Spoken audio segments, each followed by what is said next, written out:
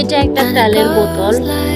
এই তেলের বোতলটা অনেকদিন আগে শেষ হয়ে গিয়েছিল, বাট এটা দিয়ে আমি কি বানাবো আমার মাথায় কোনো আইডিয়া আসছিল না। তখন যা হঠাৎ দেখি একটা আপুর ভিডিও আমাদের সামনে এসেছে যে স্টিক দিয়ে নাকি উনি ফ্লাওয়ার বেস বানাচ্ছে। তার ভাবলাম আমি বানালে কেমন হয়। তার জন্য আমার কাছে তো স্টিক ছিল না, তার জন্য আমি কয়েকটা শলা নিয়ে নিয়েছি। এই শলাগুলো তো আমাদের প্রত্যেকের ঘরে থাকে, আর এগুলো ছোটো হয়ে যাওয়ার পরে আমরা আর ইউজ করি না, এগুলো বেশিরভাগই ফেলে দেওয়া হয়।